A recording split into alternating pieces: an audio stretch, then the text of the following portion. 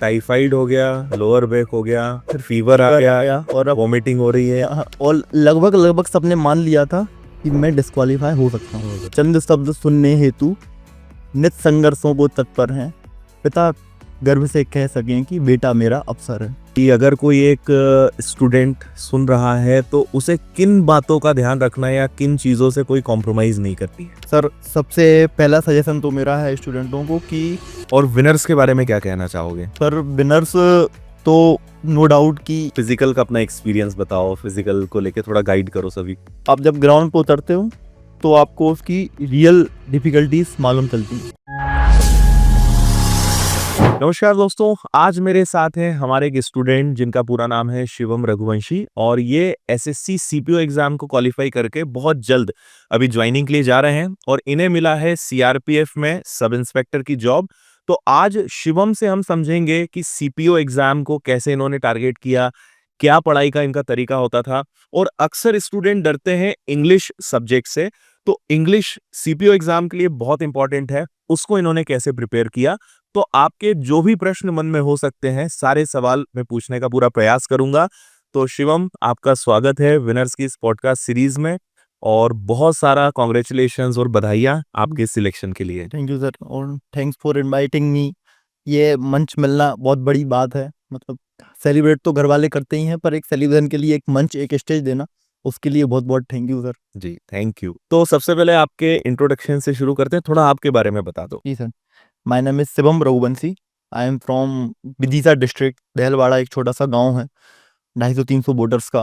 हम्म। और मेरी शुरुआती पढ़ाई वहीं से हुई है। मैं गवर्नमेंट स्कूल से आता हूँ और 12th तक वहीं पढ़ा। और हिंदी मीडियम के स्टूडेंट हिंदी रहे? मीडियम का स्टूडेंट रहा हूँ सर शुरू से ही। और उसके बाद फिर इंदौर आया, इंदौर से जर्नी स्टार्ट की विनर्स के साथ ही। अच्छा, तो इंदौर कब आ गए थे आप? इंदौर सर मैं आया था 2018 में। ग्रेजुएशन कंप्लीट हो गया था तब तक? नहीं सर, ग्रेजुएशन साथ साथ चल रहा था, मैं 12th के बाद आ गया था। 12th के बाद आप? 12th के बाद आ गया था सर। तो कॉम्पिटिटिव एग्जाम्स के लिए आए थे या इंदौर, मतलब किस पर्पज से आए सर, थे सबसे पहले? कॉम्पिटिटिव एग्जाम्स के लिए आया था। आफ्टर 10th मेरा था कि 10th में मेरी अच्छी परसेंट थी, तो अपने जनरली पर्सपेक्टिव होता है कि हायर परसेंटेज बराबर मैथ्स, फिर थोड़ा लो, फिर बायोलॉजी, हाँ, फिर थोड़ा। तो तो सबने मैथ्स सजेस्ट किया, पर मुझे तब नीट का था कि नीट करूँगा मैं। अच्छा। तो मैंने बायोलॉजी लिया और 12th तक बायोलॉजी पढ़ा। और सर, ऐसे स्कूल से था कि वहाँ गेस्ट टीचर की कमी थी, तो मैंने अपनी ही क्लास को बायोलॉजी मैंने खुद ने पढ़ाई है। तो सर की क्या बात। रिक्वेस्ट थी कि तू थोड़े लेक्चर देख ले, हाँ। बच्चों का थोड़ा हो जाए। हाँ। तो मैंने ही पढ़ाई है खुद पढ़ के। अरे वाह। फिर सर 12th के बाद फिर गवर्नमेंट जॉब का था, फिर नीट के थोड़े से डिसएडवांटेजेस मालूम चले। फिर मैंने अपने आप को भी थोड़ा सोचा समझा, तो फिर सब इंस्पेक्टर के लिए आया था सर मैं, अच्छा, कि एमपीएसआई में। एमपीएसआई के लिए? ये सर, और उसके बाद से एमपीएसआई अभी इस साल 2025 उसके के बाद लिए? लगभग एक दशक हो गया। मैं, जो लोग मुझे लाए थे, जिनसे इंस्पायर होके मैं आया था, हाँ, वो लोग कब का प्रिपरेशन छोड़ के और जा चुके हैं। जा चुके हैं। लेकिन खैर, सबसे बड़ी बात यह है कि ठीक है एमपीएसआई नहीं बन सके, लेकिन मुझे लगता है कि उससे अच्छा पद भी हासिल किया है और जो 2 स्टार का ये सर, वर्दी का सपना है ये वो सर, पूरा हुआ है। ये सर, वो एक कहते हैं ना लॉ ऑफ अट्रैक्शन। हाँ। तो वो इतना सबकॉन्शियस माइंड में इतना चलता रहता था, सब इंस्पेक्टर, सब इंस्पेक्टर।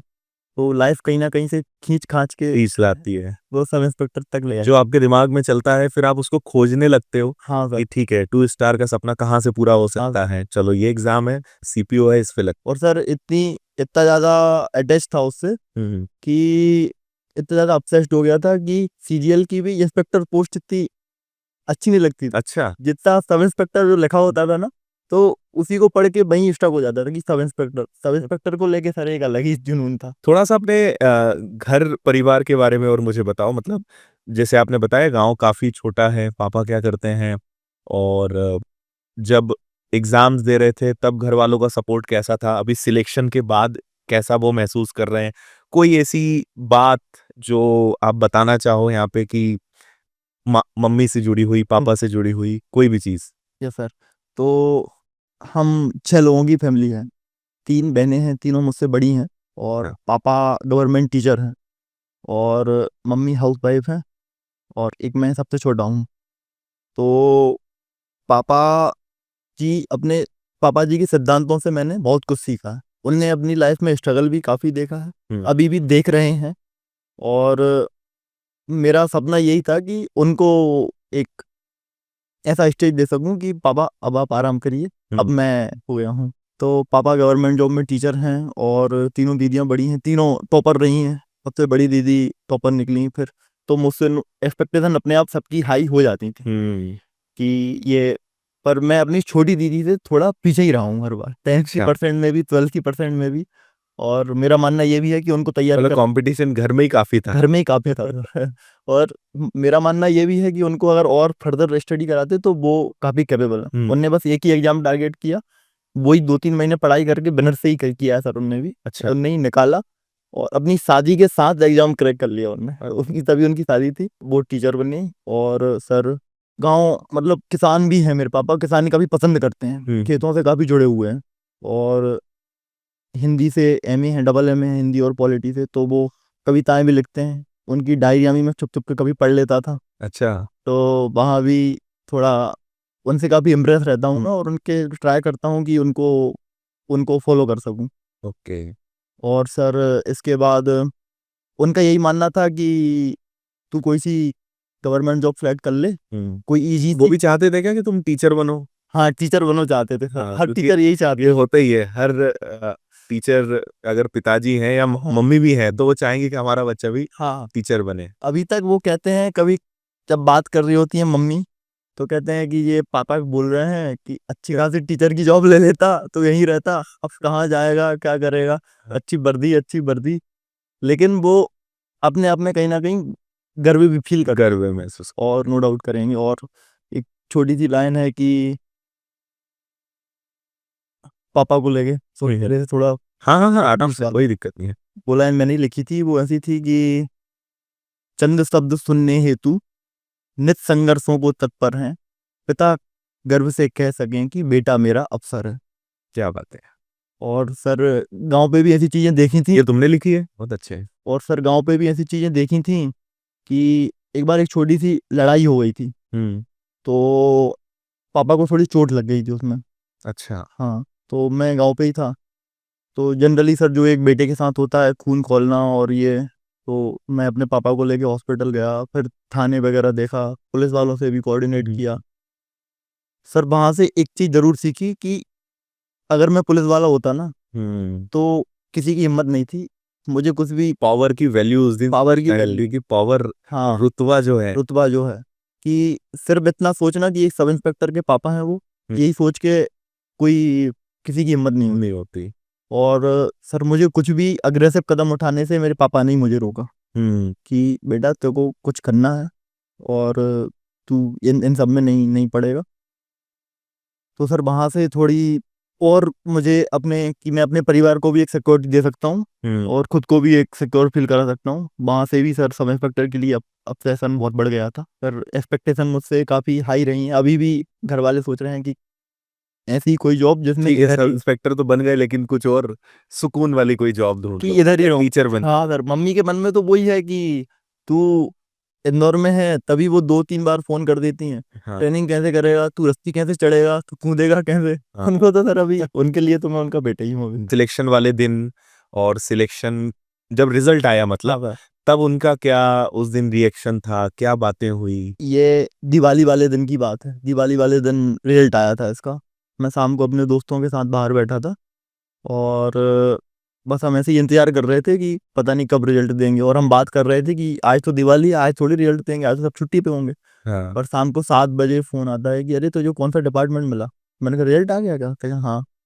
तो फिर मैंने देखा, मेरे को सीआरपीएफ सब इंस्पेक्टर मिला था। तो मैं तो खुश था, फिर मैंने मम्मी को फोन लगाया, तो मैंने कहा मम्मी वो सिलेक्शन हो गया। तो मम्मी पूछती हैं कि जो तुझे चाहिए था वही मिला ना। तो मैंने कहा कि हाँ वही मिला। तो कह रही तू तू खुश है। तेरे मन की हो गई ना। हाँ। मैंने कहा हाँ मेरे मन। बोले जल्दी घर आ जा, तो अपन पूजा करेंगे बढ़िया, भगवान के आगे हाथ जोड़े। मैंने कहा ठीक है। फिर मैं पापा के पास गया, पापा बैठे थे वहाँ, 4-5 लोग और बैठे थे। तो मैंने कहा बाबा सब इंस्पेक्टर बन गया हूँ अब ऑफिशियली, आप कह सकते हो। तो उनने गले लगा लिया।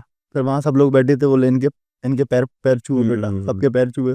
गाँव में एक बहुत बड़ी बात है, हाँ, बहुत बड़ी बात। बहुत बड़ी बात है सर, क्योंकि मतलब आप एक कांस्टेबल भी बन जाते हो तो वही गांव वालों के लिए बहुत बड़ी भाई बात है। भाई भाई भाई बड़ी। तो आप तो सब इंस्पेक्टर बने हो तो। हाँ सर, तो वहाँ जो सबका जो रिएक्शन था वो मतलब अनबिलीवेबल था, हम्म। कि मैंने सोचा भी नहीं था कि इतना ज़्यादा।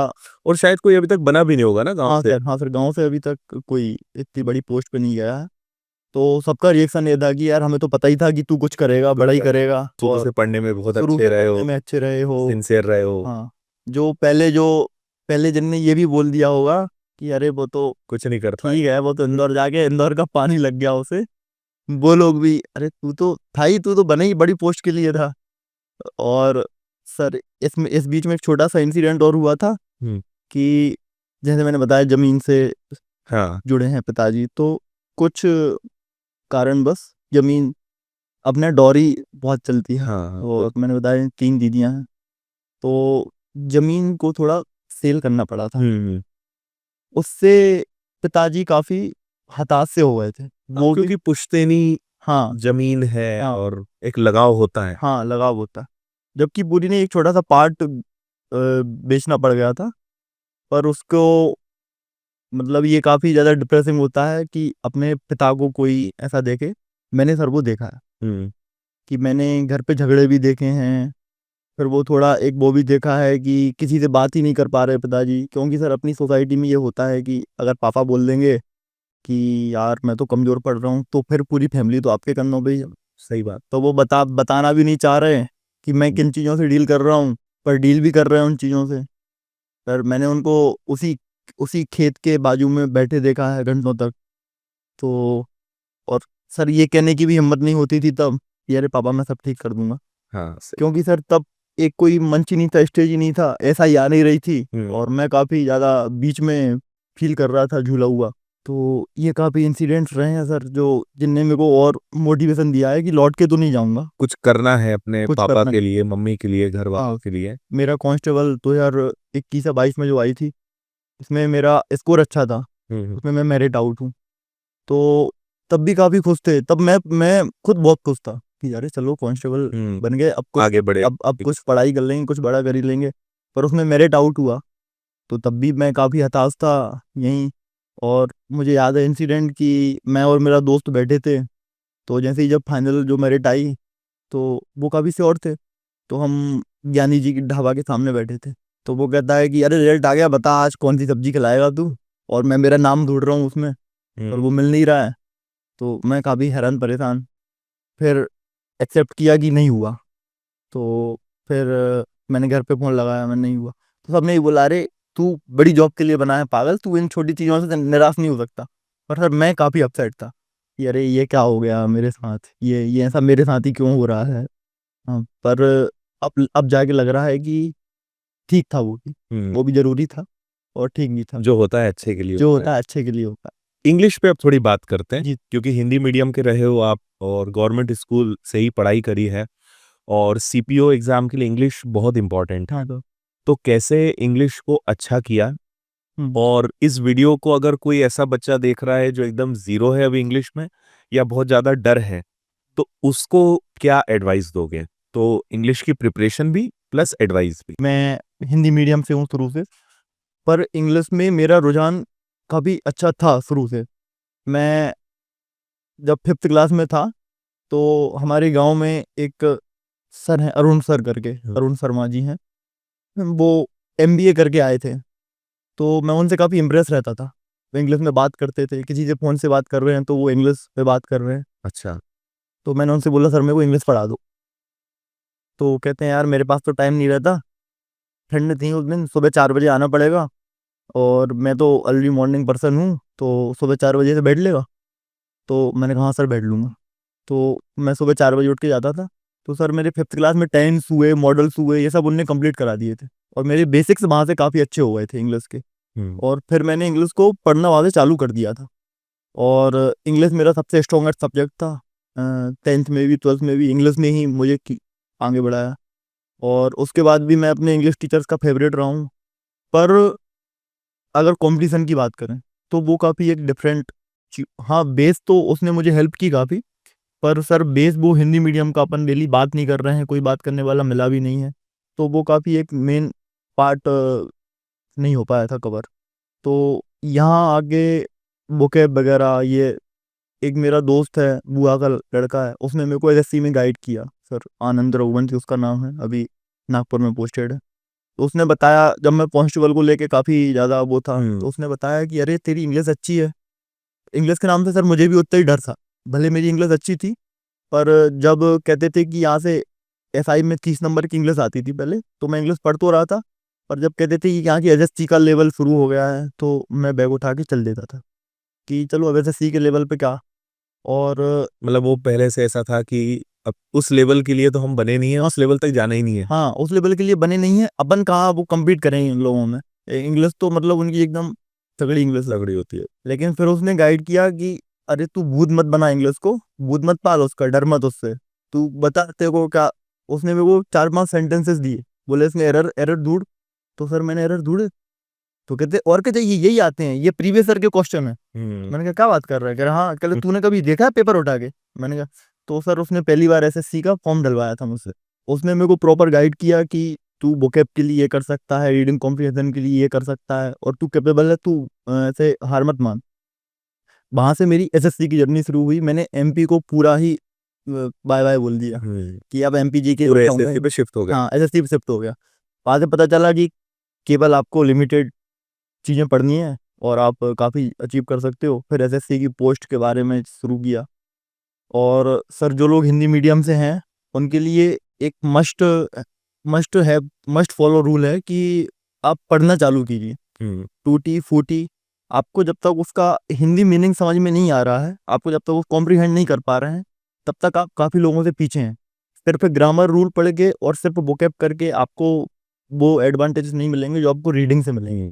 तो सर रीडिंग ने मेरी बहुत हेल्प करी है, और रीडिंग और इंग्लिश मूवीज़ देखना वो भी सर काफ़ी यूजफुल है। सर इंग्लिश से डरना नहीं है, और इंग्लिश एक सब्जेक्ट ही है, जैसे अपन ने मैथ को कवर किया वैसे इंग्लिश भी कवर की जा सकती है। हाँ बिल्कुल। हाँ सर, और बस रीडिंग कॉम्प्रिहेंशन इज मोस्ट और इम्पोर्टेंट। वोकैब स्ट्रांग होनी चाहिए। वोकैब स्ट्रॉन्ग सर ऑफकोर्स होनी चाहिए। मैं सर आप बुक ही देख रहा था, अभी मेरा मेंस भी है सीजीएल, तो मैं आपकी यही बुक ही देख रहा था, वोकैबुलरी मास्टरी, ये काफ़ी अच्छी है। और sir not just for SSC exam, daily use में भी इंग्लिश बहुत इंपॉर्टेंट है। इम्पोर्टेंट है। और सर इसका सबसे अच्छा पार्ट मुझे यही लगा कि आपने अलग अलग, नॉट जस्ट एग्जाम वाइज आपने नहीं दिए हैं, आपने डेली यूज के पर्सपेक्टिव से वो सब किए हैं पूरे। तो सर ये भी काफ़ी अच्छी है, तो मतलब इंग्लिश के लिए यही है कि आप उसको बस अपनी हैबिट में ले आओ। हैबिट में ले आऊँ। आप जो भी कर रहे हो उसको इंग्लिश में करना चालू कर दो, कि अगर मूवी भी देख रहे हो ठीक है, इंग्लिश या विद सबटाइटल्स देख लो, हाँ वो भी हेल्प करती है। हाँ सर, मेंस के टाइम पे ऐसा था कि मैं पढ़ रहा हूँ, शुरू में पढ़ता था आर्टिकल्स पढ़ना और बुक्स पढ़ना, मेरी जो बुक्स होती हैं वो भी सब इंग्लिश में ही शिफ्ट कर दी थी मैंने, जीके भी इंग्लिश में ही पढ़ रहा था, और बीच में जो ब्रेक लेते हैं तो उसमें भी कोई सीरीज इंग्लिश में ही देखता था। तो सर ऐसा था कि मेरे थॉट्स भी इंग्लिश में ही आना चालू हो गए, पूरा माहौल अपना इंग्लिश में बना लिया कि हर चीज इंग्लिश में। हर चीज़ इंग्लिश में करनी। हाँ सर, तो उसने काफ़ी हेल्प करी। और सर इंग्लिश ऐसा ही है कि आप उसकी जोन में आओगे ना, तो आपको काफ़ी एंजॉय हाँ, एंजॉय फील करोगे आप उसमें। देखो सबसे पहला मतलब मुझे लगता है जो तुम्हारी जर्नी से भी समझ में आया, और बहुत सारे स्टूडेंट के साथ यही होता है, हम पहले से मान लेते हैं हाँ कि इंग्लिश हमसे नहीं बनेगा, हाँ मैथ्स हमसे नहीं बनेगा, और यही रीजन है कि वो नहीं बनता। हाँ सर। अगर एक बार बस वो डर दूर हो जाए, हम्म जैसे तुम्हारे केस में तुम्हारे फ्रेंड ने वो डर दूर कर दिया, हम्म आप इंसान वही हो, हम्म, बस आपका माइंडसेट चेंज कर दिया, हाँ सर। और उसने कॉन्फिडेंस दिला दिया कि ये 4 सवाल लगाए, आपने लगाए, बन गए, तो आपको लगा यार यही आता है तो ये तो मैं कर सकता हूँ। हाँ हाँ हाँ वो बस डर दूर हो गया, हाँ, तो फिर सारा खेल बदल जाता है। सारा खेल बदल जाता है। और हम क्योंकि सरकारी स्कूल से निकले, छोटे गांव से निकले, हिंदी मीडियम के हैं, तो वो हमारे दिमाग में बचपन से रहता है कि इंग्लिश दिक्कत देगी, या इंग्लिश हम उस लेवल की नहीं सीख पाएंगे, या मैथ्स अगर पसंद नहीं है तो मैथ्स हम नहीं सीख पाएंगे, तो ये होता है। बट अक्सर मैं भी वही समझाता हूँ, वही हाथी के पैर में रस्सी बंधने वाली कहानी है, कि बस वो हाथी इतना बड़ा हो गया लेकिन उसको पता नहीं कि वो रस्सी तोड़ना उसके लिए बहुत आसान है। हम्म बचपन से उसने वो सुना है या उसको महसूस किया है, तो उसको लगता है कि मैं नहीं तोड़ सकता। लेकिन जिस दिन समझ में आ गया कि ये मेरे लिए कुछ भी नहीं है, हाँ बस उस दिन पूरा गेम बदल जाता है। हाँ, ऐसे ही सर सेम मैथ्स के साथ भी था। अच्छा। मैथ्स का डर भी आपने ही दूर किया है मेरा। अच्छा। तो मैथ्स भी ऐसा था कि एसएससी की तरफ देखते ही नहीं था मैं कहता था बस ये 40-50 नंबर का जो एसआई में आएगा ये कवर करवा दो, बाकी तो एडवांस लेवल नहीं पढ़ना। तो और वो सब बोलते भी थे कि अरे एसएससी का लेवल, वो एसएससी का स्टूडेंट है, उसको डाउट दे दे, वो तो यूं बना के दे देगा। जैसे स्कूल में होता था पढ़ने वाला बच्चा है वो, हाँ। तो ये अरे वो एसएससी वाला है। हाँ हाँ। आपने कब मैथ्स, मुझे पता नहीं चला कि मेरा लेवल कहाँ तक आ गया। मैं बस फॉलो कर रहा था कि जो सीट मिलती थी उनको लगाता था, सर मैं चितावत में पढ़ा हूँ आपसे, तो उनको पढ़ लगाता था, बुक लगाता था, कैलकुलेशन करता था। और ऐसे ही जब आनंद ने बताया तो देखने बैठा था मैं, तो सारे क्वेश्चन बन रहे थे, तो वो पता ही नहीं चला कि कब एसएससी का लेवल भी कवर अप हो गया। हाँ तो ऐसा ही था। बिल्कुल। आपने पूरा एक, और सर सबसे ज्यादा स्टूडेंट फेस करते हैं कि वो पैचेस भरना भूल जाते हैं। वो कुछ छोड़ देंगे, कुछ उनको टफ लग रहा है तो आगे निकल जाएंगे, करिए ये चैप्टर कर लेते हैं, ये चैप्टर, सर वो पैचेस एंड तक दिक्कत देते हैं। सबसे ज्यादा इंपॉर्टेंट है वो पैचेस भरना। हाँ, मतलब बिना भेदभाव के आप सारे चैप्टर्स को पढ़ो। हाँ। कुछ आसान लगेंगे, कुछ आपको टफ लगेंगे। हाँ। और सबके साथ ही होता सबके है साथ होता कि किसी को किसी चीज में इंटरेस्ट आ रहा है, कुछ उसके लिए बोरिंग है या टफ है, है। बट वो आपके एग्जाम में आएगा तो आपको सीखना तो पड़ेगा, हाँ तो उस पर मेहनत तो करनी पड़ेगी। और यही होता है, ये बहुत अच्छा पॉइंट है कि जो चैप्टर हमें दिक्कत देता है स्टूडेंट उसको छोड़ देते हैं। अरे यार ज्योमेट्री है, चलो बाद में पढ़ेंगे, बाद में पढ़ेंगे। हाँ। लेकिन पढ़ना तो पड़ेगा ही उसको, और जितना लेट होंगे उतना हम नुकसान करते जा रहे हैं। हाँ वो सर वो एक बहुत बड़ा पहाड़ देखते हैं ना अपने आप, हाँ। कि अरे ज्योमेट्री इतना बड़ा है, ज्योमेट्री के 1-2 क्वेश्चन आएंगे, अभी मैं ये कर लेता हूँ, फिर ज्योमेट्री, फिर पढ़ेंगे। ज्योमेट्री कभी नहीं पढ़ पाते। हाँ। ऐसे ही एडवांस मैथ को लेके सर मेरा भी ऐसा ही था कि एडवांस मैथ, मैंने कहा कि एडवांस में जब तक आता नहीं है, 4-5 क्वेश्चन आते हैं कर लेंगे, तो जब तक एसएससी में स्विच नहीं किया तब तक एडवांस मैथ ने काफी परेशान किया। फिर एसएससी में स्विच किया, फिर आपकी ही बुक लगाई थी मैंने एडवांस मैथ के लिए भी। अच्छा। और बुक लगाई तो फिर सर वो भी दूर हो गया, वो डर भी दूर हो गया, वो लगा कि सब सब अचीवेबल है। 11th-12th में क्या सब्जेक्ट था तुम्हारा? बायोलॉजी। बायोलॉजी था। साइंस स्टूडेंट ही रहे हो। साइंस स्टूडेंट रहा हूँ सर। फिजिकल पे चलो बात करते हैं पहले, अच्छा। है ना? थोड़ा फिजिकल का अपना एक्सपीरियंस बताओ, हाँ। फिजिकल को लेके थोड़ा गाइड करो सभी हाँ को। सर, तो सर जैसे ही प्री क्वालिफाई हुआ था तो फिजिकल की बारी थी, और मैं ठीक ठाक रहा हूँ फिजिकल में। मैंने मार्शल आर्ट की है, थोड़ी बहुत बॉक्सिंग भी की है, और जिमिंग विमिंग भी की है, तो मुझे ऐसा कॉन्फिडेंस था कि हाँ मैं कर लूँगा। पर आप जब ग्राउंड पे उतरते हो तो आपको उसकी रियल डिफिकल्टीज मालूम चलती हैं कि 5 मिनट में आपकी सांस फूल जा रही है, मसल्स वहाँ काम नहीं आती, वहाँ आपको स्टेमिना बिल्ड करना होता है। स्टेमिना चाहिए। हाँ, स्टेमिना बिल्ड करना, ये सब काफ़ी। और सर ग्राउंड जाके पता चलता है कि पढ़ना कितना आसान है, कि आप लाइब्रेरी में बैठे हो। ये बहुत सही बात बोली तुम। हाँ, एसी है, लाइट है, आपको दोनों टाइम का खाना है, जब आपको प्यास लग रही है पानी मिल रहा है, आपको घर से पैसे आ रहे हैं, पढ़ना कितना आसान, पढ़ना ही है। और ये ग्राउंड पे उतरना ये काफी कितना सर, वॉमिटिंग भी आ रही है और थक भी रहे हैं और पूरा एग्जॉस्ट हो जा रहे हैं, फिर भी दौड़ना है। तो सर इसमें 5 इवेंट होते हैं। 1600 मीटर रनिंग जिसकी टाइमिंग रहती है 6.5 मिनट, 6 मिनट 30 सेकेंड, और हाई जंप होती है लगभग 4 फीट, और लॉन्ग जंप होती है 13 फीट, और शॉर्ट पुट होता है, और एक 100 मीटर स्प्रिंट भी होती है। तो सर फिजिकल मेरा चल रहा था, सब कुछ ठीक चल रहा था, एकेडमी ज्वाइन कर रखी थी मैंने, और ठीक हाई जंप में मुझे दिक्कत आती थी, क्योंकि सर स्कूल्स में कभी ऐसा हुआ नहीं है कि मैं फिजिकल की तरफ गया हूँ, और हाई जंप शॉर्ट पुट ये कभी किया नहीं था, तो पहली बार ग्राउंड में उतरा था, तो ऐसे ही कर रहा था सर। हाई जंप में थोड़ी दिक्कत आ रही थी, पर मेन दिक्कत चालू हुई जब जब फिजिकल के एडमिट कार्ड्स आ गए, जब हमारी डेट रिलीज हो गई। तो 22 अक्टूबर को मेरा फिजिकल था छत्तीसगढ़ दुर्ग में। अच्छा। हाँ, और 10 तारीख को मैं ग्राउंड गया और रनिंग कर रहा था, थोड़ा वीक वीक फील कर रहा था, और चक्कर खा के गिर गया, पता ही नहीं है, बिल्कुल ब्लैकआउट एकदम। तो वहां से उठा, फिर डॉक्टर के पास गया, तो पता चला कि टाइफाइड है। अच्छा। हाँ, और 12 दिन बाद फिजिकल है? 12 दिन बाद फिजिकल है। तो ये तो और सर अभी शुरुआत है, तो पता चला कि टाइफाइड है, तो डॉक्टर ने सजेस्ट किया कि टाइफाइड में रिकवरी बहुत स्लो हो जाती है, हाँ। तो अभी कोई इंजरी ले लेगा तो बाद में बहुत दिक्कत आनी है, और लिक्विड डाइट कर, क्योंकि डाइजेशन भी थोड़ी दिक्कत देता है, और 1-2 दिन रेस्ट कर। तो 1-2 दिन सर रेस्ट किया, पर सर वो दिल में वो सी मच रही थी, एक आग सी लग रही थी कि यार फिजिकल आ गया है, बगल सब करना है, अब कैसे होगा, अगर मैं ठीक नहीं हुआ तो क्या होगा। घर पे बात करता था, उसके बाद हाई जंप में भी मुझे थोड़ी दिक्कत आ रही थी, लगातार फाउल कर रहा था और उतना ऊंचा कूद नहीं पा रहा था। तो 1-2 दिन तो मैंने रेस्ट किया, फिर मेरा मन नहीं माना, फिर मैं अगले दिन फिर चला गया। और पर वो डॉक्टर की बात सही हुई। मैं हाई जंप की प्रैक्टिस के दौरान ग्रोइन मसल मेरी मतलब टेयर हो गई। अच्छा। हाँ, और मैं पैदल वॉक भी बड़ी मुश्किल से कर पा रहा था, क्योंकि पैदल वॉक में भी ग्रोइन मसल ही सबसे ज़्यादा एक्टिव रहती है। तो मेरा रूटीन ऐसा बन गया था कि सुबह उठता था, 5 बजे ग्राउंड जाता था, तो उसके बाद फिजिशियन के पास जाता था, वो मेरे को थेरेपी देते थे। उसके बाद घर आके रेस्ट करता था, फिर हाई जंप की प्रैक्टिस करने जाता था दोपहर में, क्योंकि दोपहर में ग्राउंड खाली रहता था, तो मैं अच्छा। अकेला प्रैक्टिस कर लेता था।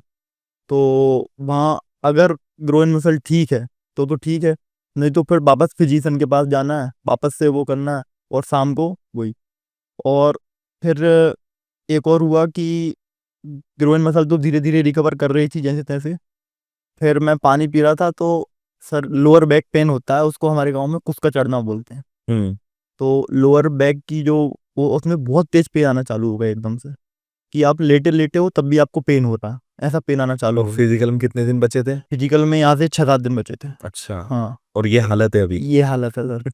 तो उस दिन तो सर मैंने खूब रोया, हम्म। दीदी को फोन लगाया, तो दीदी मेरी काफ़ी सपोर्टिव है, हर चीज़ में सपोर्ट करती हैं। हम्म। तो मैंने दीदी से कहा, मैं दीदी ऐसा ऐसा हो गया है। तो दीदी भी कि यार ये क्या हो रहा है तेरे साथ, तेरे साथ ऐसा ही क्यों होता है, पर तू टेंशन मत ले, अगर नहीं भी निकलेगा तो एक एग्जाम क्वालिफाई किया तो दूसरा भी करेगा ही तू ऑब्वियसली, ऐसी तो कोई है नहीं, और जो प्रभु की इच्छा, तू बस आराम कर, अभी ऐसी कोई परमानेंट इंजरी मत लेना। तो सबने मना किया मुझे कि मत जा। और मेरे फिजिशियन ने मुझे किया कि हम तुम्हारी बॉडी टैपिंग कर देंगे, टेपिंग कर देंगे, जहाँ जो मसल है वहीं रहेगी, तुम बॉडी टेपिंग करके दौड़ लेना। तो पर मुझे बहुत अजीब लगा, मैंने बॉडी टेपिंग करवा के उस दिन पैदल चलना चाहा, तो वो तो बहुत अजीब था, ऐसा लग रहा था कि कोई अपनी मसल को होल्ड करे अभी। कस दिया, पूरा तो बांध दिया। कस दिया, पूरा बांध दिया। तो वो का मैंने कहा ऐसे तो मैं रनिंग बिल्कुल नहीं कर पाऊंगा। हम्म। तो उस दौरान एक छोटी सी कविता भी लिखी थी मैंने इसी सब के ऊपर, कि लेटा था और अब मन में ख्याल आ रहा है फिजिकल है, और यहाँ से वापस जाऊंगा नहीं, और अगर हो गया तो क्या होगा, अगर फेल हो गया तो क्या होगा, ये सब सोचने में आ रहा था। तो वहाँ से गया, फिर सर जैसे तैसे थोड़ी बहुत जितनी प्रैक्टिस करी उतनी कर ली। फिर मेरे जिया जी मेरे साथ थे, छोटे जिया जी, हम छत्तीसगढ़ जा रहे थे, तो हमारे रिजर्वेशन था और मैं सो रहा था, और मुझे फील हो गया ब्लैंकेट के अंदर कि हाँ मैं पर्याप्त बुखार आ चुका है मुझे अंदर गर्म, ये और बचा था। ये भी बचा था, और अगले ही दिन फिजिकल था। हाँ। तो अगले दिन नहीं, उसके मतलब हम एक दिन पहले चले गए थे ताकि एक दिन अच्छे से स्टे कर सकें, और उसके अगले दिन फिजिकल। तो अब मैं जिया जी को बता नहीं रहा हूँ, क्योंकि अभी घर पे बता देंगे तो वो कहेंगे तू तो रहने दे फिजिकल, तू हमारे लिए इम्पोर्टेंट है, और लगभग लगभग सबने मान लिया था कि मैं डिस्क्वालीफाई हो सकता हूँ। हो सकता हूँ। ऐसा। तो छत्तीसगढ़ पहुंचे, वहाँ पे होटल मोटल ली, फिर जिया जी ने काफ़ी सपोर्ट किया, कहते हैं तुझे दौड़ना है ना, तू दौड़ेगा, तू दौड़, कोई दिक्कत नहीं है, जो होगा, मरेगा नहीं ना। मैंने कहा हाँ मरूंगा, तू बस तो फिर अगर तेरी मन की है तो दौड़, हमारे कहने से तू पीछे हट जाएगा तो वो सही। जिंदगी भर गिल्ट रहेगा कि यार ट्राई नहीं किया तूने। तो मैंने कहा हाँ ठीक है, टैबलेट बहुत बड़ी बात है ये बोलना भी, हाँ। उस समय ऐसा सोच सपोर्ट करते। हाँ, वो भी पुलिस में है, तो उनका भी काफ़ी हम्म। सही माइंड सेट है। तो जैसे तैसे रिकवर करके हम थोड़े आराम से अगले दिन ग्राउंड पहुंचते हैं, तो दौड़ते हैं। तो सर मुझे खांसी की भी बहुत दिक्कत हो रही थी तब, इतनी खांसी चल रही थी कि खांसते खांसते वॉमिटिंग भी हो जाती थी, और वो बंद नहीं होती थी, और वो तो सबसे बड़ी प्रॉब्लम है दौड़ने दौड़ने में आपका। मतलब टाइफाइड हो गया, मसल का ग्रोइन टियरनेस मसल, हो गया, फिर लोअर बैक, है ना, लोअर बैक हो गया, फिर फीवर आ फीवर गया, आया, और अब वॉमिटिंग हो रही है। हाँ, हाँ, ये सब था। और रिपोर्टिंग थी, तो मैं खांसता जा रहा, हाँ, खांसता जा खांसी भी आ रही है। रहा। हाँ, सब लोग मेरे को इसी नाम से जा रहे थे वहाँ, जितने लोगों की रिपोर्टिंग थी कि ये कौन खांस रहा है यार पूरा शांत एरिया था। तो वहाँ के सर भी मुझसे बार बार पूछ रहे थे कि तू ठीक है, मैंने हाँ सर ठीक हूँ। तो जैसे ही जब हम लाइन में थे 1600 मीटर की, तो सर वहाँ के कमांडेंट सर थे, वो उल्टी गिनती कर रहे थे 10 से, तो वो 6-7 पे आके रुक जाते हैं, क्योंकि मेरी खांसी बंद नहीं हो रही है और मैं तो एक पे दौड़ने वाला हूँ, मेरा चेस्ट नंबर बोल के कहते हैं कोई तू ठीक है, तू कर लेगा ना। हाँ। तो उनसे कुछ बोला भी नहीं मैंने बस थम्स अप किया, मैंने कहा हाँ कर लूँगा। तो कहते हैं चल ठीक है फिर देखते हैं। तो फिर उनने बिसल बजाई, मैं दौड़ा और वहाँ से टोकन लेके वापस आना था हमें। और हमारी फिनिशिंग लाइन एक ब्रिज, फिनिशिंग लाइन के बाद एक ब्रिज था। तो इतना प्रोसेस नहीं कर पा रहा था माइंड कि अब क्या करना है। लौट रहा था, बस दौड़े जा रहा था। मेरी फिनिशिंग अच्छी थी, मैं दौड़ता अच्छा हूँ, तो बस दौड़े जा रहा था। तो लगभग 100-150 मीटर पहले एक सर ने बोला होगा कि यार अरे बहुत टाइम है बेटा, आराम से जा अब तू। पर मेरी स्पीड ही स्लो नहीं हो रही है, मैं जा रहा हूँ, जा रहा हूँ। और जहाँ पे टोकन जमा करनी थी वहां भी टोकन नहीं दिया और टोकन लेके आगे निकल गया, कि क्योंकि खांसी बहुत तेज आ रही थी। आगे निकल गया और फिर खांसना चालू किया। फिर वहाँ वॉमिटिंग कर दी कि प्रोटीन बार्स खाई थी उससे पहले, वो सब निकाल लिया पानी। फिर वो कांस्टेबल सर ही पानी लेके आए, बोले अरे टोकन तो दे दे। और फिर मैंने टाइमिंग देखा तो पता चला कि 5:48 मारा है मैंने। क्या बात है। तो कहने लगे अरे तू 6.5 मिनट 6:30 था ना, हाँ 5:48 में कंप्लीट। 5:48 में कंप्लीट हो गया। तो वो उनने भी कहा कि अरे तूने काफी अच्छा एक्सीलेंट मारा है पागल, और तू टेंशन मत ले। तो ये जो पेन और ये सब समस्या थी उसका क्या हुआ फिर, वो सब तो चल ही रहा था साथ में? उसका सर चल रहा था, मैं बराबर एक टेबलेट और वो स्प्रे सब साथ में रखे हुए था। पर सर वो पूरी डी डे फिटिंग सेट थी। उन पे जो मेन जो जब वो मोमेंट आया ना, तो सर सब कुछ ब्लर कर दिया। गायब। हाँ सर। और उसके पहले भी मैं टेप मेप लगा तो रहा था अपनी ग्रोइन मसल में और वो में, और लगा के ही रिपोर्ट किया था मैंने। पर जैसे ही हमारे बैच की रनिंग आई, हमारे पहले एक रनिंग करके आया था, कुछ लोग फेल होके जा रहे थे। जैसे ही हमारी बारी आई कि जैसे ही चेस्ट नंबर बोला कि अब तुम लोग लाइन में लग जाओ, तो मैंने सबसे पहले वो टेप मेप निकाल के फेंके। मैंने कहा अच्छा। मैंने कहा ऐसी तैसी अब जो होगा देखा जाएगा। लगा। और सर वो शुरू में तो पेन किया, पर 200-300 मीटर बाद फिर सब सब ब्लर हो गया। मैं प्रोसेस ही नहीं कर पा रहा था कि क्या हो रहा है क्या नहीं, बस दौड़ना था, बस क्वालिफाई करना। बस वाली बात। उसके बाद भी उन्होंने बहुत पेन किया, लोअर मसल भी पेन कर रही है। उसके बाद भी मैं काफ़ी देर बैठा रहा। पर मैंने कहा कि ठीक है अब रनिंग तो हो गई, और अब दूसरा ऑब्स्टिकल था मेरा हाई जंप। लॉन्ग जंप भी मेरी ठीक है, शॉर्ट पुट भी कर लूंगा, 100 मीटर स्प्रिंट भी अच्छी है। पर हाई जंप में भी ऐसा हो गया था कि पहला अटेम्प्ट मेरा फेल हो गया था। 3 अटेम्प्ट मिलते हैं, और काफ़ी बुरी तरीके से, क्योंकि मन में एक वो था कि मेरी ग्रोइन मसल पेन कर रही है और ऐसा ना हो कि ये कुछ ज़्यादा तन जाए या ज़्यादा कुछ हो जाए। तो मैंने काफ़ी बुरा फाउल किया था।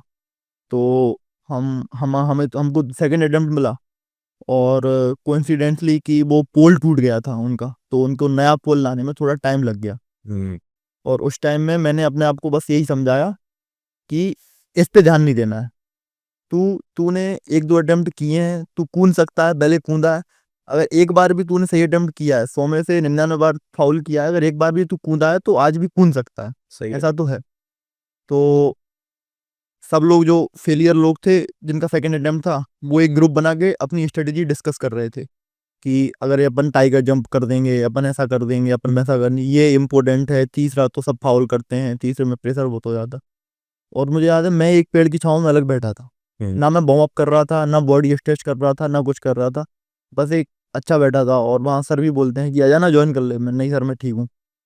तो सेकंड अटेम्प्ट आया, और मेरा ट्राई था कि सबसे पहले मैं ही कूद जाऊँ, क्योंकि अब किसी को फेल होते देखूंगा तो और कॉन्फिडेंट होऊंगा। तो मैं गया, मैंने तो सर से बोला कि सर मेरे को अपना ट्रैक नापना है, ट्रैक मेजर करना है। तो वहाँ एक कांस्टेबल सर थे, कहते हैं अरे तीजी के पूंजा तू तो अच्छा खासा तो है। पर वो कमांडेंट सर वहाँ के बहुत कोऑपरेटिव थे, उनने कहा नहीं नहीं बच्चे को ट्रैक नापने दो। बोले आजा बेटा तू आधे घंटे में जंप कर, बस जंप सक्सेस हो, हम तो ये चाहते हैं कि फेल मत होना।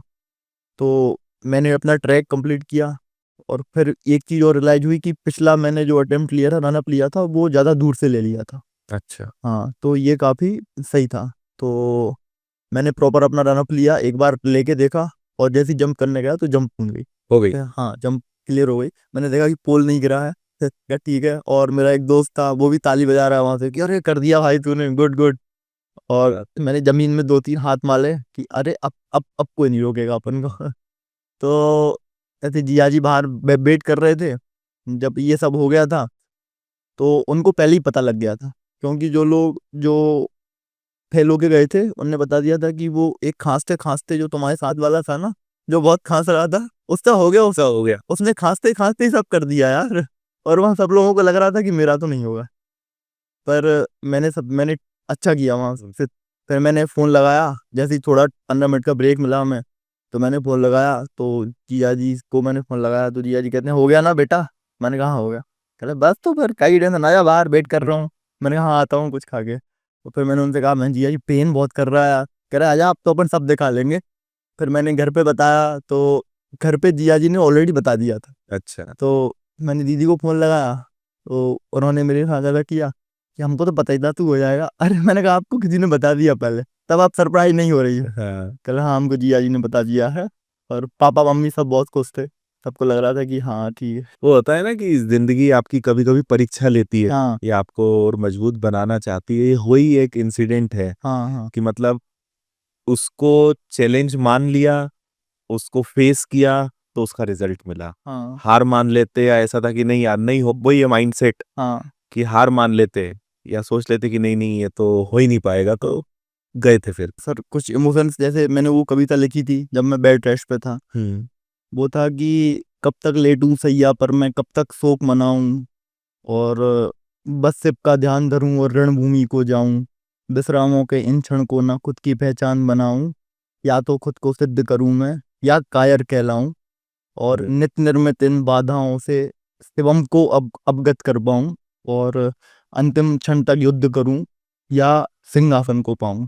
अरे वाह! तो ऐसी क्या लाइन बात थी। है। वो भी सर मन के विचार से निकले थे कि अगर फेल हो गया, अगर मैंने रेस्ट पे रहा, तो यही रेस्ट मेरी पहचान बन जाएगा। लोग पूछेंगे क्यों तेरा सीपीयू फिजिकल? अरे वो मैं बीमार हो गया था तो रेस्ट पे था इसलिए नहीं निकला। तो सर वही पहचान बन जाती कि ठीक है। सब कहते हैं कि हाँ, किस्मत खराब थी, पर एट द एंड वो आपका फेलियर ही होता। हुँ, वो आपकी चॉइस थी कि आपको रेस्ट करना है। एट द एंड तो वो फेलियर ही होता है। लोगों को रीजन से कुछ फ़र्क नहीं पड़ता, उनको रिजल्ट चाहिए बस। करेक्ट। तो सर एट द एंड वो रिजल्ट निकला। हुँ। बड़ी एक पूरी ड्रामेटिक और मतलब मूवी स्टाइल वाला किस्सा हुआ है तुम्हारे साथ। हाँ, अगला जो मेरा सवाल है वो थोड़ा रिश्तेदारों से, गाँव वालों से, दोस्तों से मतलब कुछ ऐसा चेंज बाद में तुम्हें देखने को मिला हो, ऑब्वियसली मिला ही होगा सब इंस्पेक्टर बनने के बाद कि क्या बदलाव लोगों में दिखा? क्या रिएक्शन है? अभी लोग कैसे पेश आते हैं? पहले क्या होता था? सर ये काफ़ी एक मेरे हिसाब से कि हर स्टूडेंट को ये एहसास होना चाहिए यार, कि सिलेक्शन के इस पार की दुनिया वाक़ई बहुत अच्छी है। हुँ, आप स्ट्रगल कर रहे हैं, आप आपको घर से भी थोड़ा पैसों का आप हिचक भी रहे हैं घर से कि पापा इस महीने इतने डाल दो, पापा इस महीने ये कोट लेना है, ज़रा इतने ज़्यादा लगेंगे, और कुछ होता नहीं दिख रहा है, जॉब्स नहीं आ रही हैं, कुछ निकल नहीं रहा है। वो काफ़ी ज़्यादा एक एक डिप्रेसिंग हाँ। फेस हो जाता है। और लोगों का बिहेवियर भी, जैसे शुरू में तो आपको नो डाउट सपोर्ट करेंगे सब कि हाँ, ठीक है। पर जैसे ही पर जब रिज़ल्ट में टाइम लगने लगता जब है, रिजल्ट में टाइम लगने लगता ठीक है 6 महीने 1 साल हाँ, ठीक है यार है। पढ़ रहा है। हुँ। पर 2 साल हो गए, 3 साल हो गए तो फिर तो आप फिर तो छोड़ेंगे नहीं आप। हाँ, फिर तो ये है कि मैं गाँव जाता था तो क्यों तेरा कोई एग्ज़ाम हुआ, नहीं हुआ? यार अभी तो मैं कुछ बोल ही नहीं पाता था, कुछ है ही नहीं बोलने के लिए, क्या क्या बोलेंगे? तो मैं कुछ भी नहीं बोलता था। अब उनको ये समझाओ कि एसआई नहीं आ रही है, लास्ट 17 में आई थी, अब मैं अब ये कर रहा हूँ, इन सब से उनको क्या फ़र्क पड़ता है? एट द एंड आपको ये है ना कि अभी मैं कुछ नहीं हूँ, कुछ बन जाऊँगा तो आपको पता चल ही जाएगा। तो पर जनरली काफ़ी लोगों का बिलीव भी था मेरे ऊपर। मेरी जीजाइयों ने मुझे काफ़ी सपोर्ट किया है इस टाइम में। उनको था कि हाँ, हमें पता है तू कर लेगा। हुँ, वो मम्मी मम्मी को भी समझाते थे कि वो कर लेगा, कुछ आप दिक्कत मत लो बिल्कुल। और रिश्तेदारों का तो है सर, वो ताने तो आते हैं। आते हैं। वो कहीं न कहीं से आपको ढूँढ ही लेंगे। हाँ। जैसे जब जब भी थोड़ा ज़मीन का हो गया था, तो हुँ, कई लोगों का ऐसा सुनने में आया था कि वो कह रहे थे कि अरे मार साहब, मार साहब बोलते थे पिताजी। यही। अरे मार साहब बड़ी-बड़ी बातें मारते हैं, अब क्या कराएँगे बेटे को? अब अब करवा लें, कहाँ काम करवाएँगे? मतलब हलवाई करवाएँगे क्या? हाँ। ऐसा भी सुनने में आ गया था मुझे। अब इसकी शादी में दिक्कत आएगी, हुँ, अब ऐसा होगा, अब वैसा होगा। और नो डाउट अगर गवर्नमेंट जॉब नहीं लगती, आती नहीं आती वो तो चलो वो फ्यूचर की बात। पर उनने तो सोच लिया था कि आएगी, आएगी। और उनने अपने मन को सैटिस्फाई कर लिया था कह के। पर अब सुन के प्रेशर हमारे ऊपर था, सुनने में आज़ादी नहीं, कभी-कभार कुछ बातें पिताजी छुपा भी लेते हैं, हुँ, कुछ सुन भी लेते हैं। थोड़े अग्रेसिव नेचर के भी हैं तो वो वापस भी दे देते हैं कुछ-कुछ बातें। बट एट द एंड, और जब सिलेक्शन हो गया, हुँ, तो सबका रिएक्शन था कि अरे वाह! मुझे ऐसे लोगों के भी फ़ोन आए जो जो शायद काम पड़ने पे मेरा फ़ोन कभी उठाते भी नहीं थे। हालाँकि मैं काफ़ी कम उसमें रहा हूँ कि किसी का फ़ेवर लिया हो मैंने, काफ़ी कम ही है। पर जब भी ज़रूरत पड़ी, ऐसे भी 1-2 लोग हैं जिनके बाद में फ़ोन आए कि अरे हमको पता ही था शिवम तू कर लेगा और तुझे तो करना ही था और ऐसा ही था, आप कब मिल रहे हो? फिर आओ अपन साथ में बैठेंगे, ये करेंगे।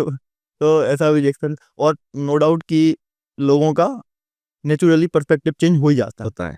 कि अगर आप कोई पोस्ट पे हैं या पोस्ट पे जाने वाले हैं, तो वो आपको रिस्पेक्ट और फिर नेचुरली उसमें भी वर्दी या फिर आप इंस्पेक्टर हो तो फिर उसका तो हाँ, एक अलग ही प्रभाव पड़ता है, मतलब एक अलग ही सम्मान, उस चीज का एक अलग सम्मान और होता हाँ, हाँ, अलग-अलग सम्मान होता है उसका नो डाउट।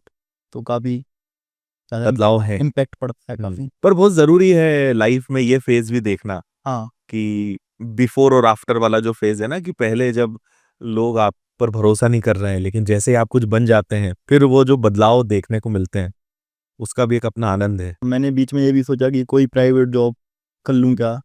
कुछ थोड़ा बहुत जैसे पापा से अब माँगने में भी हाँ, थोड़ा हेजिटेट कि अपना खर्चा तो उनको निकले। उनको देने में बिल्कुल वो नहीं हो रहा है, पर अपन को माँगने में हेजिटेट हो रहा है। होता तो है बिल्कुल। तो ये भी था कि कोई प्राइवेट ऐसे देखने लगा था मैं कि जैसे शेयर मार्केटिंग सीखी थी, तो अरे कुछ यहाँ से निकल जाएँगे क्या? तो थोड़ा ईज़ी पड़ जाएगा। पर वो डिस्ट्रैक्शन ही है एट द एंड। और आप पढ़ाई पे फोकस नहीं कर हाँ, पाओगे, फोकस नहीं कोई भी काम करोगे तो आपको समय देना पड़ेगा, सीखना पड़ेगा। आपको ज़ोन में रहना बहुत इम्पोर्टेंट है। हाँ, एग्ज़ाम एग्ज़ाम अगर है, अगर कोई एग्ज़ाम आप टारगेट कर रहे हो, तो उसी के ज़ोन में रहो। जोन आप दोस्तों के साथ भी बाहर जा रहे हो, तो कहीं न कहीं से वो आपके मन में रहना चाहिए, कि यार इतना सिलेबस इतना रह गया है अभी, ये करना है अभी। करेक्ट। और आप कोई और चीज़ पकड़ोगे मजबूरी में या कैसे भी, तो वो डिफ़िकल्ट तो होता है काफ़ी। बिल्कुल सही है। उससे ज़ोन आउट होते हो आप। तो आखिरी सवाल पर आते हैं। ज़्यादा पूरी जो जर्नी रही है तुम्हारी 2018 से, जब से प्रिपरेशन शुरू करी, 2025-26 शुरू हो गया और अब ज्वाइनिंग के लिए जाने वाले हो, तो इस पूरी जर्नी का निचोड़ कुछ पॉइंट्स में, कि अगर कोई एक स्टूडेंट सुन रहा है तो उसे किन बातों का ध्यान रखना है या किन चीजों से कोई कॉम्प्रोमाइज नहीं करनी है, ये कि सही भाई बस ये बात मान लो तुम तो, या ये 4-5 चीजें ध्यान रखो, कोई नहीं रोक सकता तुम्हें सक्सेस होने से। ये सर। सर, सबसे पहला सजेशन तो मेरा है स्टूडेंटों को कि इतना ज़्यादा सोशल मीडिया का ज़माना है कि they have lot of options, Correct. Lot of teachers, lot of books, तो वो ब्लाइंडली ट्रस्ट नहीं कर पाते। पर सबसे बेसिक चीज़ है कि आपने जिस टीचर का कोर्स परचेस किया है, जो टीचर से आप पढ़ रहे हो या जो आप बुक लगा रहे हो, उस पे आपको ब्लाइंडली ट्रस्ट होना करना। Is most important. कि उस पे तो आपको ब्लाइंडली ट्रस्ट होना ही चाहिए कि ये सोर्स इनफ है मेरे लिए, और वो सर वाक़ई में इनफ है। हाँ, वो जैसे सर मैं आप पे काफ़ी ज़्यादा डिपेंडेंट था, आपकी बुक पे डिपेंडेंट था, आपकी अभी अभी भी मैं कैलकुलेशन प्रो ले गया हूँ, तो वो अच्छा। कैलकुलेट कर लेता हूँ मैं। हम्म। ऐसे मन से नहीं करना पड़ता, अब उससे कर लेता हूँ। तो सर वो काफ़ी हेल्पफुल होती हैं, आपको ब्लाइंडली ट्रस्ट करना पड़ेगा। हम्म। सेकंड, कि अगर आप सर को मान रहे हो, जिस भी टीचर को, तो आपका सिलेबस तो वो करा ही देंगे, पर आपको सिलेबस में बीच में पैचेस नहीं छोड़ना है, ये भी बहुत इंपॉर्टेंट है। करेक्ट। और सर मैं ये बोलने का डिजर्विंग इसलिए हूँ, इसलिए नहीं क्योंकि मैं किसी पोस्ट पे हूँ, इसलिए क्योंकि पहले 12-13 एग्जाम फेल हो चुके हैं। तो उस एक्सपीरियंस पे ज़्यादा बोल रहा हूँ कि पैचेस छोड़ना और डरना, सर जैसे अभी अपन ने बात की कि भूत बना लेते हैं अपन सब्जेक्ट को, और ये सब करना बहुत इंपॉर्टेंट है। और अगर प्रैक्टिकली टिप्स दें तो 3 ही वे हैं, सिलेबस, प्रैक्टिस और मूक। जैसे एसएससी के लिए तो आपका सिलेबस होना चाहिए, बार-बार रिवीजन होना चाहिए, और मॉक टेस्ट। Mock test. तो सिंपल, जितना सिंपलिस्टिक रखोगे उतना ज़्यादा ईज़ी रहेगा। जितना ज़्यादा कॉम्प्लेक्स करते जाओगे उसको, उतना ज़्यादा कॉम्प्लेक्स वो बनता जाएगा। सबसे ज़्यादा कॉम्प्लेक्स है सिंपल होना। तो आपको सिंपल रखना है कि सिलेबस पे फोकस करना है और प्रैक्टिस करनी है बार-बार, और फिर मॉक टेस्ट बहुत ज़रूरी है। बिल्कुल। तो तो सही है। प्रैक्टिस करनी है आपको। अल्टीमेटली प्रैक्टिस बहुत इंपॉर्टेंट हो जाता है कॉम्पिटिटिव एग्जाम्स में, क्योंकि आप टेस्ट लगाते हो, सीखते हो, अपना स्कोर बढ़ाते हो, सीख के हो। तो टाइम मैनेजमेंट आप उससे देख पाते हो, हाँ, कहाँ वीकनेस है, कहाँ पे काम करने की जरूरत है, हाँ, पैचेस कहाँ पे हमारे छूट गए हैं, हाँ, वो सब आपको टेस्ट से ही पता चलेगा। हाँ, और आपको रियल कॉम्पिटिशन हाँ, मिलता है। वो आपको रियल पता लोग चलेगा। टॉपर्स जहाँ से। आपको ये समझ में आएगा कि भले मैंने कोई चैप्टर पढ़ लिया है, हुँ, बट इट डजंट मीन कि मुझसे उसके क्वेश्चन बन ही जाएंगे। हुँ, भले मैं कितना कॉन्फिडेंट हूँ कि हाँ ये चैप्टर तो बन जाएगा, लेकिन वो टेस्ट से पता चलता है हाँ, कि जब क्वेश्चन सामने आता है तो बन रहा है कि नहीं बन रहा। हाँ, हाँ, और उसके बाद ये मॉक्स का एनालिसिस भी काफ़ी सेम। इम्पोर्टेंट हो जाता है। बहुत। कि मेरे भी मेंस में 3-4 कॉपी इंग्लिश की थी। एक कॉपी बस इसलिए थी कि मैंने मॉक्स में क्या गलतियाँ करी हैं वो लिखना। कि अगले मूव में वो गलती नहीं करनी नहीं है, सिली मिस्टेक्स ये कैसे बहुत अवॉइड इंपॉर्टेंट करनी। चीज है। हाँ, ये सिली मिस्टेक्स कैसे अवॉइड करनी है। मैथ्स की भी प्रॉपर एक मेरी कॉपी है जिसमें बस वो सवाल हैं जो मैंने कहीं भी कभी भी गलत किए हैं। किसी किसी पेपर की आंसर की आई है और उसमें मुझसे कोई सवाल गलत हो गया तो वो लिखा रखा हुआ है, उसका सॉल्यूशन लिखा रखा हो कि ये कैसे गलत हुआ, क्यों गलत हो गया था, क्या नहीं, क्या ये टॉपिक अनकवर रह गया, या मैं भूल गया, या मैंने कोई शॉर्ट ट्रिक के लिए चला गया जबकि ये कॉम्प्लेक्स था। तो ऐसी भी। और जैसे स्पीड ब्रेकर, सर आप जिन सवालों को स्पीड ब्रेकर कहते हैं, हाँ। उनसे भी थोड़ा, अगर टाइम बेस्ड आपका क्वेश्चन पेपर है तो आपको स्पीड ब्रेकर से काफ़ी सावधान रहना पड़ेगा कि स्पीड ब्रेकर्स आते हैं और जनरली मेंस में और एसएससी में तो पटकते हैं वो। तो आपको कब उनको अवॉइड करना है ये आपको मूक टेस्ट से ही पता चलेगा कि इस क्वेश्चन को मुझे छोड़ना था और मैंने ईगो पे लेके इसमें फंस गया, इसके चक्कर में 5 क्वेश्चन और गलत कर दिए मैंने। हाँ, और विनर्स के बारे में क्या कहना चाहोगे? पर विनर्स तो नो डाउट कि काफ़ी एक मतलब किंगडम खड़ी हो गई है विनर्स की तो। और हमें ये पहले से अंदाजा था कि आदित्य सर है सम गट्स तो क्योंकि तुमने विनर्स को बहुत शुरुआती मतलब 2019 हाँ सर। के आसपास देखा होगा तुमने, जब विनर्स को 1 साल ही हुआ था। हाँ सर, पहला ऑफिस ही था, मतलब एक बबरगुआ में था, एक चितावत। सिदावत। तो चितावत वाली ब्रांच में हम थे। और आपकी संडे सैटरडे और संडे क्लास होती थी तो उसमें भी हम रहते थे। और फिर उसके बाद लॉकडाउन का जो फेज आया तो जैसा कि मैंने बताया कि आपने तुरंत ही एप्स खड़ी करनी, स्टूडियो हो गए आपके, आप तुरंत मतलब टाइम को एडजस्ट करके स्विच हो गए इसमें। टाइम के अकॉर्डिंग स्विच हो गए कि क्या नीड्स है वो फुलफिल करने के लिए। और वो लॉकडाउन वाला पीरियड भी मेरा काफ़ी इफेक्टिव रहा बिकॉज ऑफ बिनर्स, क्योंकि मैंने बिनर से ही आपका ही कोर्स था और मैं उसी से करे जा रहा था और मार्केट्स में ये सब अवेलेबल नहीं था तो मैं वही प्रिंट करवा लेता था और वही बार बार कर रहा था। और उसमें मेरा काफ़ी सिलेबस कवर अप हुआ है। और उसके बाद एक छोटा सा इंसिडेंट है सर बिनर्स को लेके, मेरी छोटी दीदी भी गवर्नमेंट जॉब में है और उनको भी बिनर से ही कोचिंग की है उनने। अच्छा। तो हम लोग जा रहे थे बासोदा के पास में एक छोटा एरिया है लाल पठार, वो काफ़ी बैकबर्ड टाइप एरिया है। और तो मैं उनको गंज बाजा छोड़ने जा रहा था तो एक स्कूल की छुट्टी हुई थी तो लगभग 8-10 बच्चों के पास बिनर्स बैग थे, वो ब्लैक कलर और उस पर बिनर्स लिखा हुआ है। तो मैं और दीदी दोनों बिनर से जुड़े हुए हैं तो हमको देख के काफ़ी अच्छा लगा। हम बात करते हुए जा रहे थे कि दीदी अगर यहाँ तक बिनर्स पहुँच गई है तो आदित्य सर रीच तो कर रहे हैं और जो आज की सोसाइटी की नीड है कि इस एरिया में भी पहुँचना है, आपको छोटे बच्चों तक भी पहुँचना है, तो वहां तक भी पहुंच रहे हैं। तो उनका गोल तो कहीं ना कहीं फुलफिल हो रहा है और वो अपन को प्रैक्टिकली लाइफ में अपन देख रहे हैं उसको। तो वो भी काफी एक इम्प्रेसिव चीज थी।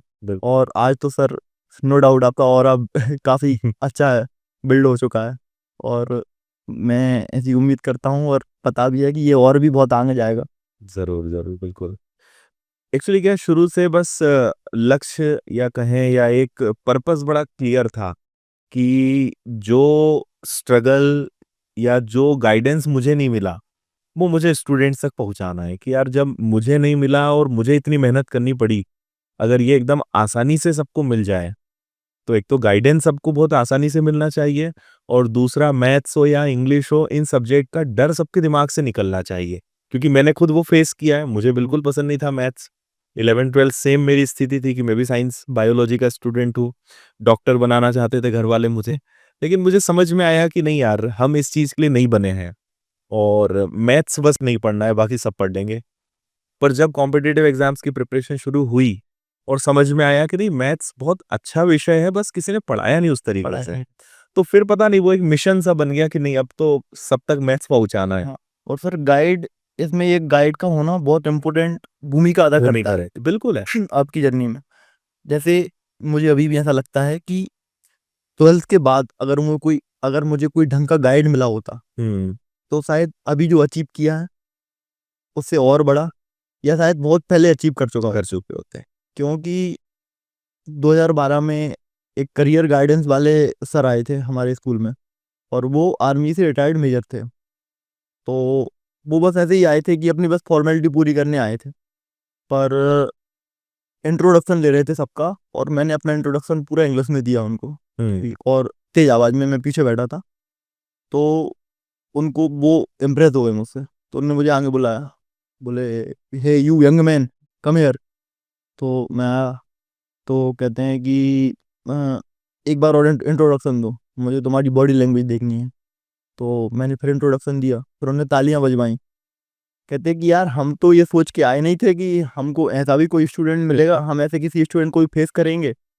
और उनने मुझे बातों बातों में सजेस्ट भी किया था कि तेरी बॉडी लैंग्वेज काफ़ी ठीक है, तेरे बोलने का तरीका, तेरे चलने का तरीका सब ठीक है, तू एनडीए ट्राई करना, एसएसबी में तेरे जैसे बंदे आते हैं। पर सर एनडीए और एसएसबी होता क्या है ये पता नहीं था। उसके बाद भी नहीं पता चल पाया मुझे अच्छा। कि एनडीए एसएसबी क्या होता है, मैं कैसे इसको लिए ट्राई कर सकता हूँ। हाँ। और इनफैक्ट इंदौर आके भी वही कि एमपीएसआई कांस्टेबल, एनडीए सीडीएस की तरफ कभी। और एक एक से मैंने पूछा कि एनडीए, अरे वो तो यूपीएससी लेता है, तो वो तो काफ़ी टफ एग्जाम है, अभी तू कुछ अरे तो छोटा मोटा कुछ यहाँ। देखो, और सर मुझे जनरली लगता है कि अगर मैं करता तो मैं बना ही उसके भी। निकाल देते हैं। हाँ सर, मैं मतलब आर्म्ड फोर्सेस से मेरा काफ़ी ज़्यादा लगाव भी है, अटैचमेंट भी है, और मैं कर लेता उसे। पर वो प्रॉपर गाइड नहीं मिल पाया, या कोई प्रॉपर यही बोल देता कि सीएपीएफ जैसी भी कोई चीज़ होती है, यूपीएससी सीएपीएफ, उसमें भी अच्छे पोस्ट हैं। पर बस एक ही चीज़ मालूम थी कि एमपीएसआई के बाद एसएससी ठीक है। फिर अब ये चीज़ें पता लगना चालू हुई कि हाँ, ये सब चीजें उस 12th के बाद आप 12th के बाद आपके पास कितने करियर थे। और सर वो आप जैसे टीचर्स, आप जैसे मेंटोर्स, वो अब मेरे जैसा कोई स्टूडेंट निकलेगा और वो यूट्यूब पे डालेगा कि 12th के बाद, तो सर अब उनको पता चलेगा चीज़ें, और वो बैकवर्ड एरिया में भी पता चलेगा उनको, और वो पता चल रहा है सर। बिल्कुल सही है। तो वो काफ़ी अच्छा है सर। वो इसको और आगे जाना चाहिए मेरे हिसाब से, तो हर बच्चे को पता होना चाहिए कि वो क्या क्या कर सकता है, और फिर उसे चुनना चाहिए कि अब मुझे ये करना है। ये तो बस ये लाइफ चॉइसेस हैं जो अपन को आगे लेती जा रही हैं। बिल्कुल सही है। चलो यार शिवम, बहुत मज़ा आया बातचीत करके, काफ़ी कुछ मुझे लगता है कि इस हमारे पॉडकास्ट से स्टूडेंट को सीखने को मिलेगा। तो आपको आने वाली ज्वाइनिंग के लिए, अपनी पहली सरकारी नौकरी के लिए बहुत सारी शुभकामनाएं। और मैं चाहूँगा कि आगे भी जो आपके और अभी सपने हैं, चाहे सीजीएल एग्ज़ाम निकालना हो या और भी आगे बढ़ना हो, उसमें भी आप सफल हों, निश्चित रूप से सफल होंगे भी। और ऐसे ही फिर और मुलाकातें हमारी होती रहेंगी। बिल्कुल बिल्कुल सर। और मुझे मोबाइल कवर बहुत अच्छा लगा है। एक बार मैं वीडियो में दिखाऊंगा सारे स्टूडेंट को कि ये कमाने के लिए जो है आपको बहुत मेहनत करनी पड़ती है ना। मतलब कवर लगाना बहुत आसान है, लेकिन इस कवर पे यहाँ तक पहुँचाना कि इस पे आपको एक प्राउड फील हो कि नहीं मैंने ये कमाया है, ये मुझे मतलब आते से मैंने कहा था कि मुझे ये कवर बहुत सुंदर लगा। हाँ। तो बहुत इम्प्रेसिव है ये, इसलिए मेहनत करनी है सभी को। और सर मैं तो काफ़ी प्राउड हूँ इसको लेके। हाँ। जैसे छोटा सा और है कि लोग जनरली ऐसा समझ लेते हैं कि सीआरपीएफ को लीस्ट प्रीफरेंस रखते हैं वो, तो कि अरे ठीक है सीआरपीएफ मिली है, ठीक। मैंने 323 मार्क्स अचीव किए हैं आउट ऑफ 400, पर मेरी प्रीफरेंस सीआरपीएफ थी। और मैं सीआरपीएफ की जॉब प्रोफाइल से लेके काफ़ी इम्प्रेस था और काफ़ी एक्साइटेड भी था। तो मैं उसको ऐसा अपनी लाइफ स्टाइल देखता हूँ कि वो बस जॉब नहीं है, वो आपकी पूरी लाइफ स्टाइल है। वो आपको एक वेल डिसिप्लिन्ड पर्सन बना देगी, नो डाउट पूरी फोर्सेस बनाएंगी, पर कहीं ना कहीं कंफर्ट जोन छोड़ने का जो अपना मजा है, जो मैंने फिजिकल के टाइम पे छोड़ा था, हाँ। जो उसके पहले भी छोड़ रखा है, जो अभी भी, और तो वो सर सीआरपीएफ मुझे दे पाएगी। तो इसलिए, और इस कवर को लगाने का भी मकसद यही है कि मैं प्राउडली कह सकूँ कि I am a CRPF sub inspector. Great great. चलिए, बहुत सारी शुभकामनाएं आपको, और थैंक यू जो टाइम निकाला और इतना अच्छा सारे स्टूडेंट्स से आपने शेयर किया। Sir thanks to you again sir कि आपने एक मंच दिया मुझे अपनी बात रखने का। ये काफ़ी सौभाग्यशाली अपने आप को फील कर रहा हूँ कि मुझे आपके साथ बात करने का और बोलने का मौका मिला, एक वाइडर ऑडियंस तक अपनी बात पहुँचाने का। Sir thank you, thanks to you sir. Thank you.